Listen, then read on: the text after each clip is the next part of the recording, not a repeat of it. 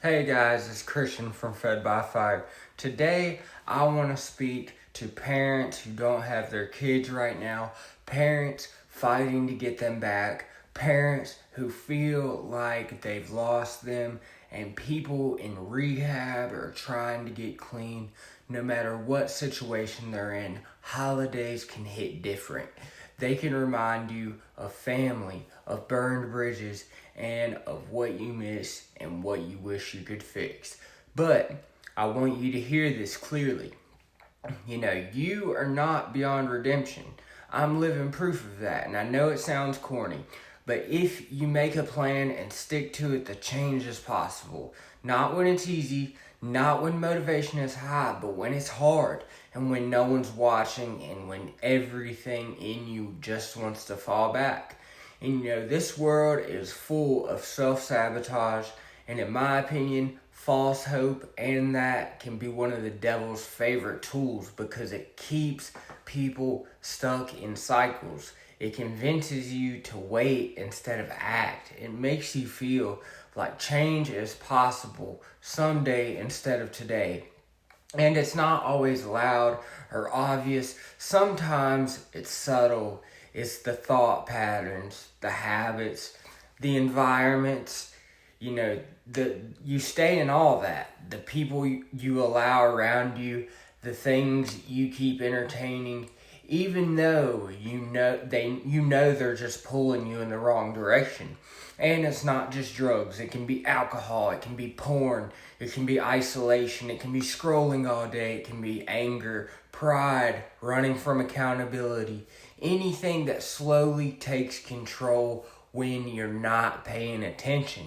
We're all one wrong move from, losing it, no matter how secure things look on the outside. Sometimes you've got to step back and ask yourself, honestly, what's actually causing this cycle, and is it really worth it? That's what I had to ask myself. Scripture says, watch and pray so that you will not fall into temptation. The spirit is willing, but the flesh is weak. That's from Matthew 26:41. That's real because wanting to do better and actually doing better are two completely different things when your habits haven't changed. And the Bible also says, examine yourselves to see whether you are in the faith. Test yourselves. That's from 2 Corinthians 13:5. That's about being real with yourself.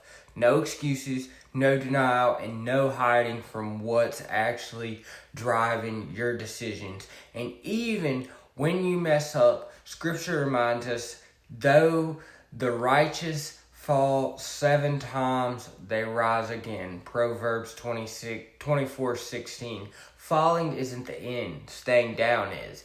And I'm not here to preach or talk down to anybody. I'm here to lift you up. I used to think messages like this were corny. I thought I was too far gone, too broken, that I had already fumbled everything I loved. I felt like I had made my bed and all I could do was lay in it. And in that mindset, the only relief I thought I had was temporary escapes, quick highs, anything to numb what I didn't want to feel. And that's how I genuinely believed my life was supposed to end. And if that sounds familiar, then this is definitely for you. But, one of the most important things, I've learned is change isn't one big moment. It's a series of small wins. The small things, the small wins matter more than people realize. Getting through one day without using a little less, making one honest phone call, showing up to one appointment on time, telling the truth one time instead of lying to cover something up, walking away from one situation that could have pulled you back in, choosing to go to sleep instead of feeding the habit one more time.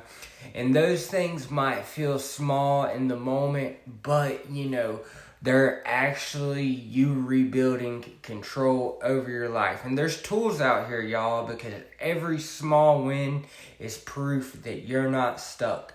Every small win builds momentum, and I love that word. Every small win weakens the patterns that used to control you. And over time, those small decisions start stacking into a completely different direction for your life. And that's how people come back. Not all at once, not overnight, but step by step. And when you start stacking those little wins, something starts to change in you internally too. You start trusting yourself again. You feel good about yourself. You start believing that you can follow through. You stop living in that cycle of I'll start tomorrow, and start proving to yourself, that today really matters. That consistency, even in small amounts, is what separates staying stuck from moving forward. So wherever you are in life, whether you're trying to repair relationships with your kids, your mom, your girl, rebuild trust with your family, stay clean, get through rehab, or just hold your life together in this moment, focus on the next right decision, not the whole mountain. Don't overwhelm yourself, with fixing everything at once. Just win today, then win tomorrow, and then just keep going. Sounds good, because we're all one wrong move from losing it all.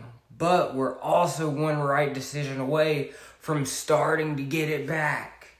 And if you keep choosing, those small wins, even when it's hard, even when no one is watching, you'll look up one day and realize your life has started to change in ways that used to feel completely impossible. That's what it was for me. Happy Easter, guys. I just wanted to share all that with you guys. And, I'm just a person. I'm not a preacher or an expert. I'm just somebody, who was into drugs and crime most of my life, and, just want to spread a message of recovery and prosperity. And I was homeless a long time, and now I have a house, I have a 9-to-5, and I use my YouTube channel, and writing is basically my outlets when I'm not working, and that's what this channel is about. So if this video helped you in some way, let me know in the comments. Happy Easter to all y'all who aren't able to spend it with your families and are going through it. It'll get better. I'll catch you guys on the next one. Peace.